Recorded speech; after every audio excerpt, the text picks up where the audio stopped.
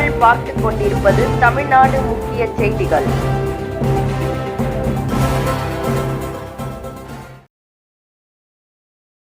வணக்கம். சேலை கட்டும் பெண்களை சேலஞ்சு காட்டும் பெண்களாக மாற்றிய கலைஞர் கைவினை திட்டத்தின் மூலமாக தமிழ்நாடு அமைப்புசாரா தொழிலாளர் சங்கத்தில் உள்ள பெண்களின் வாழ்வாதாரத்தை உயர்த்திய தமிழ்நாடு முதலமைச்சருக்கு மாநில தலைவி தனலட்சுமி நன்றியினை தெரிவித்தார்.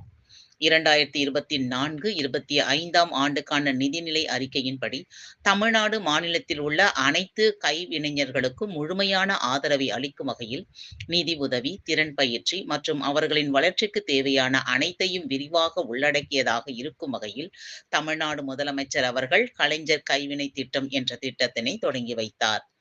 அதன் தொடர்ச்சியாக மகாகவி பாரதியார் கட்டிடம் மற்றும் தமிழ்நாடு அமைப்பு சாரா தொழிலாளர் சங்கத்தின் மாநில தலைவர் தனலட்சுமியின் முயற்சியால் சேலை கட்டும் பெண்களை சேலஞ்சு காட்டும் பெண்களாகவும், பாரதியார் கண்ட புதுமை பெண்களைப் போல விளிம்பு நிலையில் உள்ள மகளிரை சமுதாயத்தில் சிறு தொழிலதிபராக்கும் நோக்கத்துடன் 48 சங்க பெண் உறுப்பினர்களை திருவள்ளூரில் அமைந்துள்ள ஏடிடிசி தையல் பயிற்சி நிலையத்தில் இணைத்து அவர்களுக்கு தையல் பயிற்சி, ஆரி ஒர்க் ஆகிய பயிற்சியில் 10 நாட்களாக சிறந்த முறையில் பயிற்சி அளிக்கப்பட்டன.